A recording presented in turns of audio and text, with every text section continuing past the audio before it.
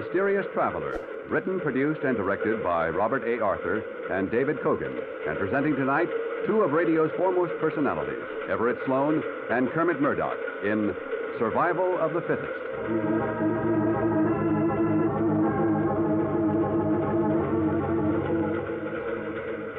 This is the Mysterious Traveler, inviting you to join me on another journey into the realm of the strange and the terrifying. I hope you will enjoy the trip, that it will thrill you a little and chill you a little. So settle back, get a good grip on your nerves, and be comfortable, if you can, as we hear a strange story of hate and intrigue. I call it Survival of the Fittest.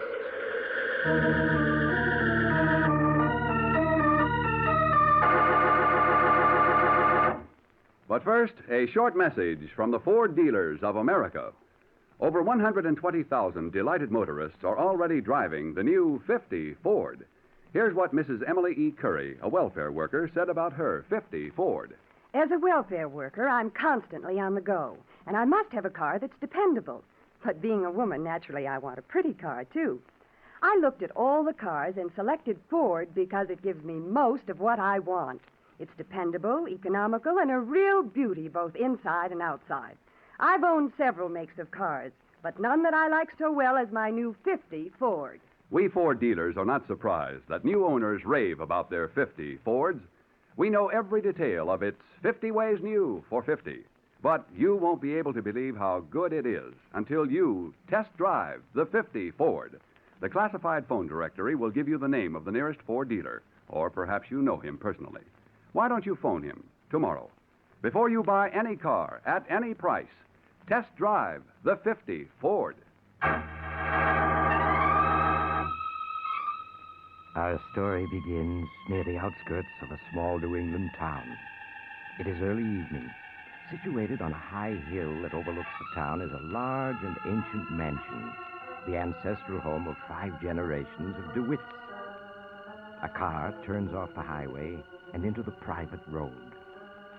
Slowly it crawls along the winding and bumpy driveway, its headlights illuminating the crumbling, ghostly-looking mansion. At last the car comes to a stop. An elderly man gets out and walks up the wide stone steps to the front door. He looks about uneasily, then lifts the huge knocker on the door.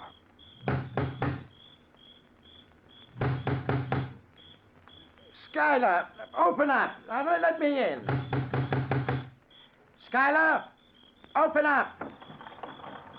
Who's down there? It's Paul Adams. I must see you. Go away, you old vulture. I don't want to see you. Skylar, I'm your lawyer, and I demand that you let me in. No one sets foot in this house. No one, do you hear? That includes you. I've got to talk to you. Now, you've got a great many legal matters to discuss. Just leave those legal papers on the front steps and get off my property. I'll look them over in my own good time, just like I've always done. But, Skylar, now, how can don't argue, you old vulture. Just do as I say. All right, Skylar. I'm leaving the briefcase by the front door, and I'll look everything over. I'll be back tomorrow night to pick it up. I thought you'd see it my way. Now get off my property. You're trespassing.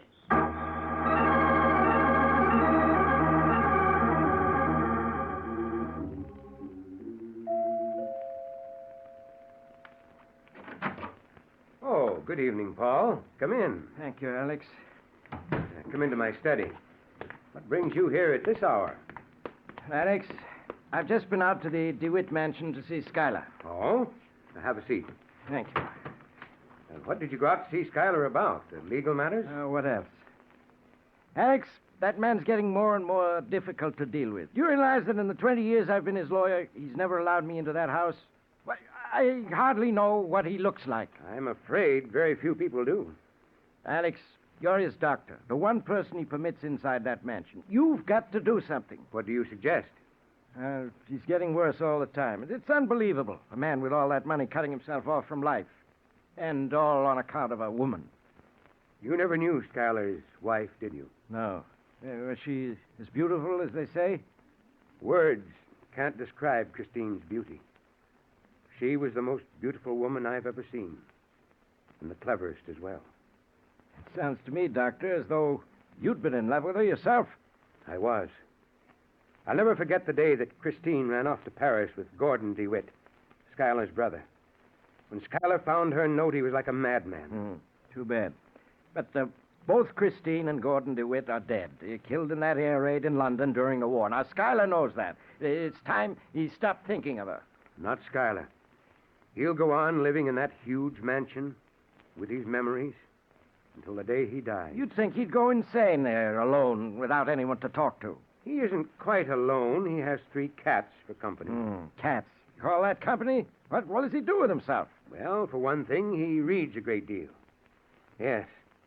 At this moment, he's probably sitting in his study, reading by oil light. There are books piled all over the place, with hardly space to walk. And the cats are in the study with him. You know, I suspect that when Schuyler is alone, he speaks to them, treats them as if they were human, could understand them.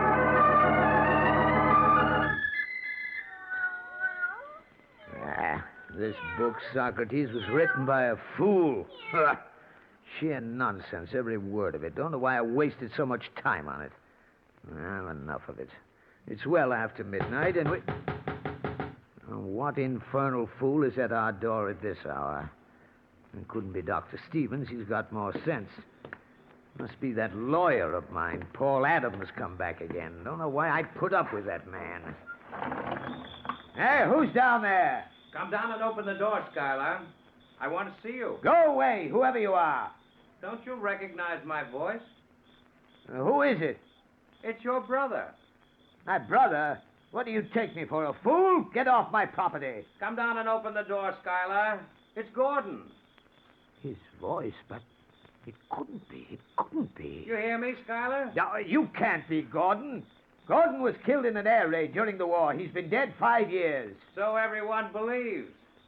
I have a cigarette lighter here. I'll light it and hold it up to my face. There. Gordon. It is Gordon. Satisfied? Now let me in. So you're alive, huh? And you've come back. This is the last place in the world you should have returned to, Gordon. Perhaps. You coming down to let me in? Yes, Gordon. I'm coming down.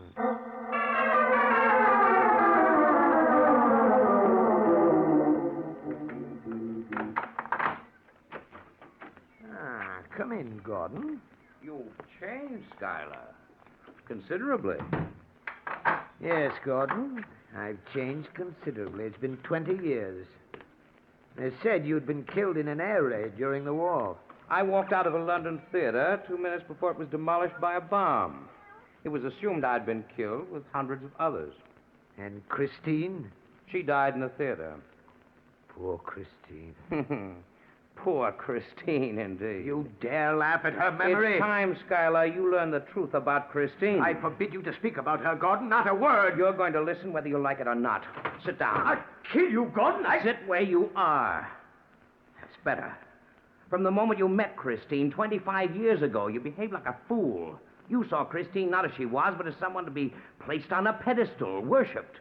She was never the woman you dreamed of. Christine was like the rest of us, with all our faults and weaknesses. Everything you're saying is a lie, a lie. If she hadn't run off with me, she'd have run off with any one of half a dozen other men who were in love with her. Not a word you're saying is true, not a word. You turned her head with your lies and promises. You robbed me of her love, lured her away. Only an idiot would believe that. Christine ran off with me because she wanted to. She was a woman with desires and a mind of her own. I don't believe a word of it, not a word. You're saying all this for a purpose. What do you want? Why have you come here? What I've told you is true. My purpose in coming here? Very simple. Money. I chose to allow everyone to believe I'd died in that London theater because I was heavily in debt. Since that time, I've been living in France under an assumed identity. And you've finally come here for financial assistance, eh? Yes, Schuyler, I have. I know that you're worth millions. You can well afford to give me a small part of it. A bit ironic, don't you think? You run off with a man's wife, and 20 years later, you ask him to assist you. I tell you, you were well rid of Christine. The woman you loved didn't exist. And for revealing this great truth to me after 20 years, you expect money, hmm? I'm still your brother. You can't let me starve. No, of course I won't let you starve, Gordon. As you say, you are my brother. Then you will give me some money. Money? No. But you're perfectly free to live here with me, Gordon. I've plenty of empty rooms, 40 to be exact. You'll find here food and shelter, and brotherly love, of course. It wasn't my idea to live here. I'm sorry, Gordon, but that's all I can offer you. I see. Thank you, Skylar. Leaving already? Goodbye, Skylar. Goodbye, Gordon. Yes, Socrates. He'll be back. He'll be back.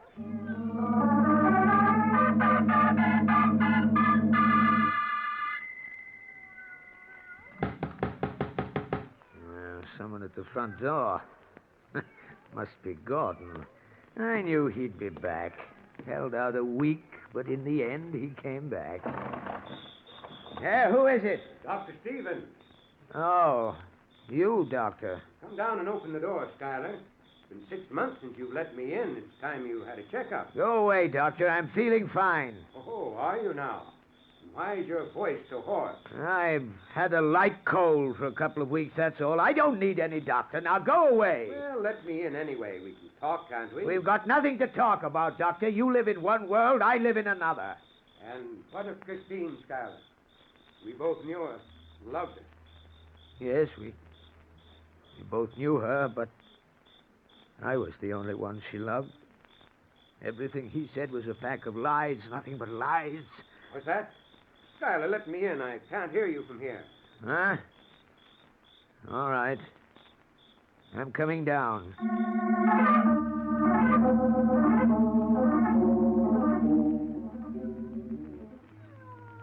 Have a seat, Doctor. Thank you, Skylar. You have the oil wicks down so low there's hardly any light. Light isn't necessary for talk, Doctor. No, I suppose it isn't. How have you been feeling, Skylar? Do you have any chest pains? Sounds like a heavy cold to me. I told you I'm all right. Have you had any callers lately? Callers? I mean, has anyone shown up you haven't seen in years? Why, no. Why do you ask? I was just wondering. Gordon is back. Gordon is back? Yes. What are you talking about, Skylar? Gordon is dead. No, he's alive. But you don't know what you're saying, Skylar. He was killed in a London air raid during the war. No, you're wrong. Gordon walked out of that theater 2 minutes before it was bombed, leaving Christine behind. He told me so himself. Told you so himself? Yes, he showed up here a week ago, the same Gordon. 20 years older, a bit down at the heel, but as debonair as ever. And as skillful a liar, I might add. But he's dead, I tell you. Yes, that's what I thought, but he isn't. Trust Gordon to come out of an air raid alive. Skylar, get a hold of yourself. You imagined it all. Imagined it all? Yes, you didn't see Gordon. It was all an hallucination. Hallucination? What are you trying to say? That I'm going mad? I tell you, he was here a week ago, sat in the same chair you're sitting in. How could he, Skylar, when he's dead? But he isn't. Skylar, listen. I was stationed in London during the war. Knew the medical officers whose job it was to treat the air raid wounded and identify the dead. What are you getting at? I spoke to the officer who identified Gordon and Christine. What? Yes. Both were horribly mutilated, of course. But Gordon was identified by his name bracelet, his ring, and watch. No. No, that couldn't be. It's true.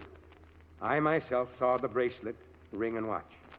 I recognized the ring. It was the one Gordon got on his 21st birthday. Gordon dead? Yes. But I saw him. I'd swear to it. Of course you would, Skylar. Hallucinations are like that. So vivid, so lifelike that you would swear to them. Now listen to me, Skylar. You know I'm your friend. Have been since we were children. I want you to listen to me very carefully.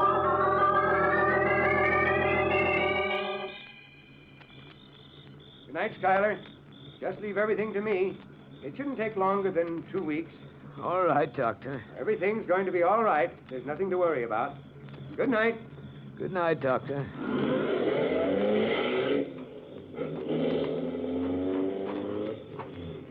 Good evening, Skylar. Wait. Hey, Gordon! That was Alex Stevens, wasn't it? I decided to wait till he left. You're dead. You're dead. What are you talking about? You must be. You've gone out of your mind? Here. Feel my hand. Is that a dead man's hand? But Dr. Stevens said your body had been identified, that he himself had seen your bracelet, ring, watch. So you told him I'd call on you, hmm? He said I'd had a hallucination. Hallucination? I'm afraid not. But the body that was identified, the bracelet, ring, and watch. Very simple. I ran back to the theater after the explosion to see if Christine was still alive. It was then it occurred to me how convenient it would be to have myself thought dead. I found a badly mangled body, removed the identification, and substituted my own. And they thought it was you? Yes. Shall we go in the house? By all means, Gordon.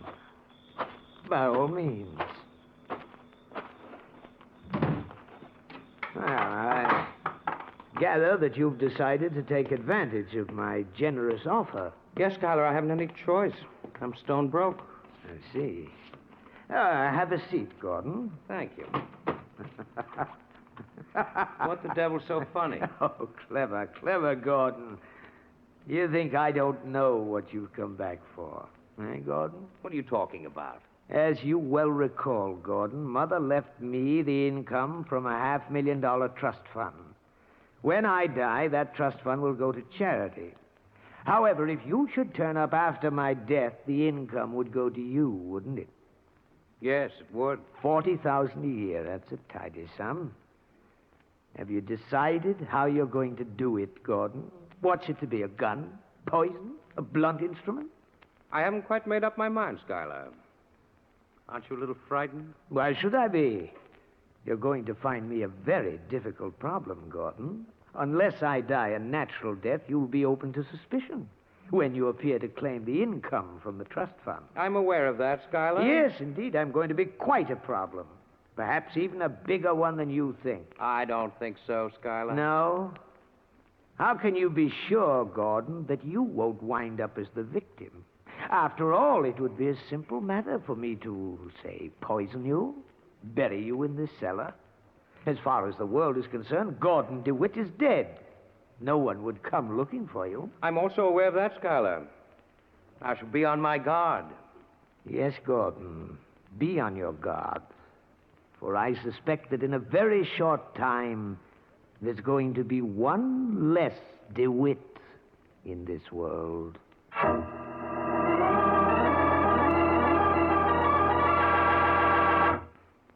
There's an old saying that seeing is believing. But more than 120,000 enthusiastic Ford owners say driving is the proof positive. That's why we Ford dealers want you to test drive the 50 Ford before you buy any car. You get the quality feel the moment you slide behind the wheel. A finger's touch brings the great new V8 engine into quiet, eager life.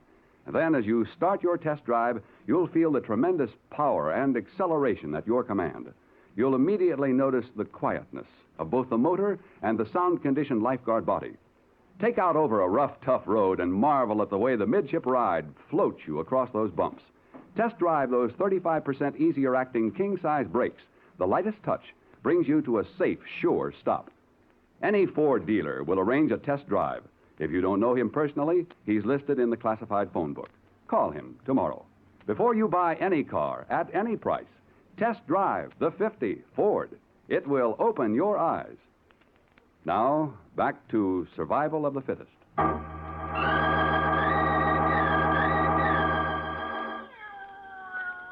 Now, Gordon, supper's ready. You don't say. No doubt another one of those indigestible affairs you call supper. Well, you haven't died yet from one of my meals, Gordon, and you've been here 2 weeks already. Sit down, join me. Bread, beans, and canned pork. Is that all you ever eat? Just about, Gordon. Oh, help yourself. Thanks. After you. Oh, of course. After all, I did prepare the meal, didn't I? I may be drunk, but not that drunk. Now, Gordon, you mustn't be irritable because you haven't been able to think of a way of killing me and making it look like a natural death. After all, I warned you that I would be a problem. Yes, but I'm no problem. No one knows I'm alive. No one knows I'm here. What are you waiting for? Afraid? Certainly not. It's just that I enjoy the situation. You want to draw this out the last moment, don't you? You think I'll break from the strain of being on constant guard. You're wrong, Schuyler. I won't. No? Then why have you taken to drink? And look at yourself. You haven't shaved since you set foot in this house. Drunk or sober, I'm a better man than you. We shall see, Gordon. We shall see. More beans? Aren't you afraid you may wait too long, Schuyler? I may try to kill you sooner than you believe. I think I shall sense the moment when you finally thought out a plan and decided to act. You will? Look, Schuyler, I'm picking up this bread knife. How do you know I'm not going to kill you now? You can't. You haven't thought out a plan yet. You're wrong. I've had a plan from the moment I entered this house 2 weeks ago. What? Yes, Schuyler. As for my drinking, that was an act. An act designed to give you a sense of security and to give me time. What do you mean? I've had time to observe you closely, hear the way you talk, learn your every mannerism. You couldn't get away with it. You couldn't. Why not, Schuyler? Only one person ever sets foot in this house, Dr. Stevens. He sees you rarely, and only for a few minutes. The light is always dim. At best, you're a shadowy figure. He'd sense the difference. You'd be caught. No, Schuyler. There's a strong resemblance between you and me, and with this beard I'm growing, he'll never know the difference. No, you don't. You robbed me of Christine, but you won't get my money. You won't get my money. I'll get it, as I've gotten everything I wanted. No, don't. You stabbed. Oh. You're dying, Schuyler. You hear? You've lost. They'll hang you for this, Gordon. They'll hang you. No, Schuyler. But when you die, I'll be Schuyler DeWitt. I'll bury you in the cellar, and that will be the end of it all. You'll never get away with it. But I will, Schuyler. And I want you to die knowing that. Your millions, Schuyler. They'll all be mine. No, you... Schuyler? Poor Schuyler. He never had a chance.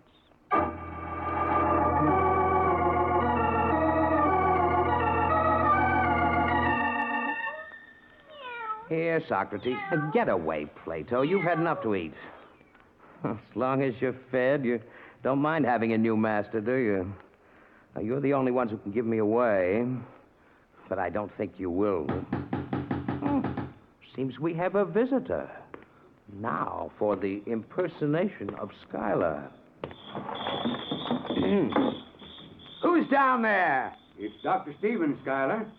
Sounds as though your cold is gone. My cold? Oh, yes. Come down, let me in. Go away. I don't want to see anyone. Now, don't be unreasonable. You and I have been friends for a long time. Come down and let me in. Not tonight, Doctor. Now go away. What do we do now, Doc? Let me handle this. You just stay in the car. Who's that down there with you? Your lawyer, Paul Adams, and a friend. Well, get off my property, all of you. Schuyler, I insist that you let me in. If you don't, I'll force my way in. You'd be breaking the law. That's what you'll be doing, breaking the law. Are you coming down, or do I have to force my way in? I'm coming, Doctor. And you'd better have a good reason for all this.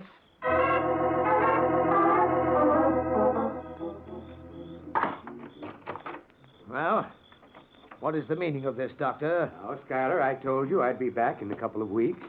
Well, maybe you did, but that doesn't mean I have to see you. A man can change his mind, you know. Oh, so that's it. You've changed your mind. Well, yes. I'm afraid it's too late for that, Schuyler. What do you mean? Don't fence with me, Schuyler. I thought we'd gone over this already. Well, maybe we did, but I don't know. Believe me, Schuyler, it's for the best. Have you packed? Packed? I'm not going anywhere. I told you it's too late to change your mind. Now let me get a few of your things together. I'm not going. I'm staying here in my home. Schuyler, I'm your doctor. I know what's best for you.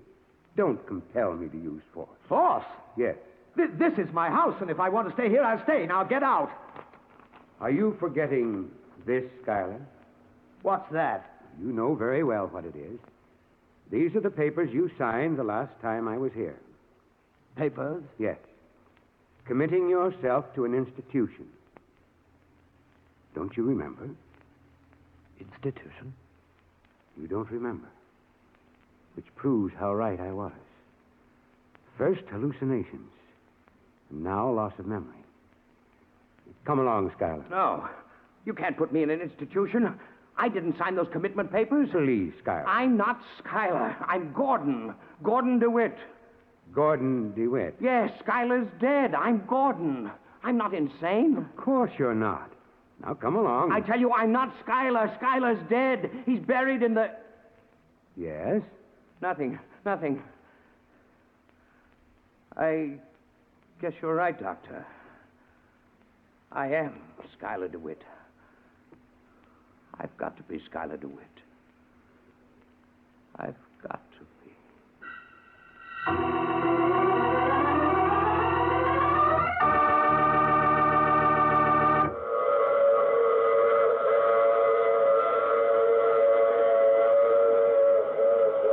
This is the mysterious traveler again.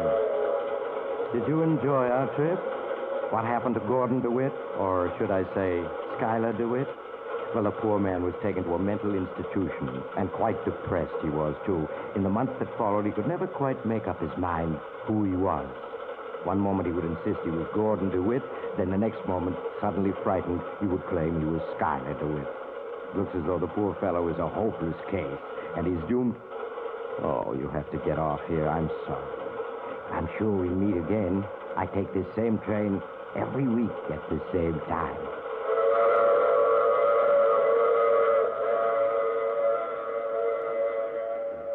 More than 120,000 delighted motorists are already driving the new 50 Ford. Here's what Charles Dahlgren, a contractor, said about his 50 Ford. Well, to make money in my contracting business, I must have equipment that's efficient and economical. And I get more of both for my 50 Ford than any other car I've ever driven. In my work, I've given my Ford a real beating, and it sure can take it. The big V8 Ford engine gives me power to spare, and our maintenance cost records show that this car is one of the most economical machines we have on the job. We Ford dealers know why owners are raving about their 1950 Fords. Their daily driving has proved that the 50 Ford has everything. But until you get behind the wheel yourself, you can't believe how good it is. Your Ford dealer will be delighted to arrange a test drive. You'll find him listed in the classified section of your phone book, or perhaps you know him personally. Phone him in the morning. Before you buy any car, at any price, test drive the 50 Ford. It will open your eyes.